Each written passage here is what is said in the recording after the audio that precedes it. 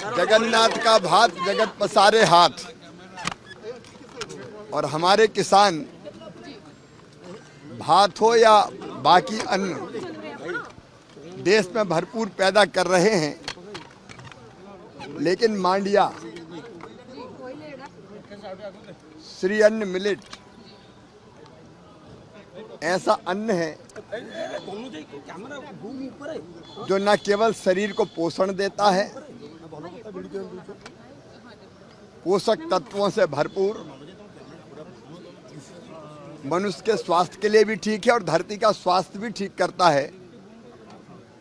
कम पानी और खराब मिट्टी में भी पैदा होता है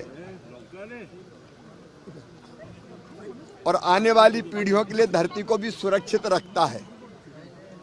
इसलिए प्रधानमंत्री श्रीमान नरेंद्र मोदी जी के नेतृत्व में मिलेट्स को बढ़ावा देने का हर संभव प्रयास किया जा रहा है।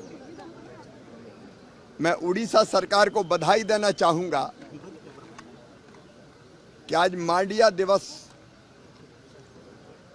इस मिलेट्स को प्रोत्साहित करने के लिए आयोजित किया है।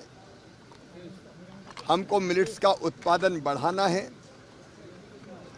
लागत और कैसे घट सकती है उत्पादन में उसको कम करना है, उसके वैल्यू एडिशन पर और ध्यान देना है और प्रचलन में और श्री अन्न कैसे आए, मिड डे मील से लेके लोगों के रोज के जीवन में मिलेट्स का कैसे प्रयोग हो, उस पर भी हम विचार विमर्श करेंगे।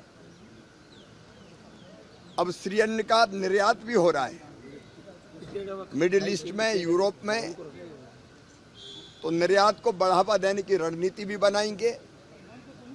वैल्यू एडिशन मतलब प्रोसेसिंग, पैकेजिंग, ब्रांडिंग, मार्केटिंग, सब पर ध्यान देंगे जिससे किसान की आय भी बढ़ सके। और श्री अन्न के साथ साथ आज मैं किसानों से भी चर्चा करूंगा, किसी हाल में नहीं, खेत में बैठकर। और अभी अभी प्रधानमंत्री जी ने जो मिशन लॉन्च किए हैं, दलहन मिशन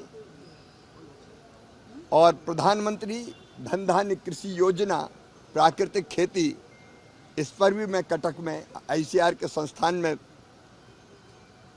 राज्य सरकार के साथ मिलकर किसानों, विशेषज्ञों और वैज्ञानिकों के साथ चर्चा करूंगा। आज का दिन उड़ीसा की खेती के लिए और किसानों के लिए बहुत महत्वपूर्ण है। मैं फिर उड़ीसा सरकार को, हमारे मुख्यमंत्री जी और विशेषकर कृषि मंत्री जी को बहुत बधाई और धन्यवाद देना चाहूँगा कि वो मिलेट्स को बढ़ावा देने के भी हर संभव प्रयास कर रहे हैं और उड़ीसा में किसानों की आय बढ़ाने के काम में भी लगे हुए हैं।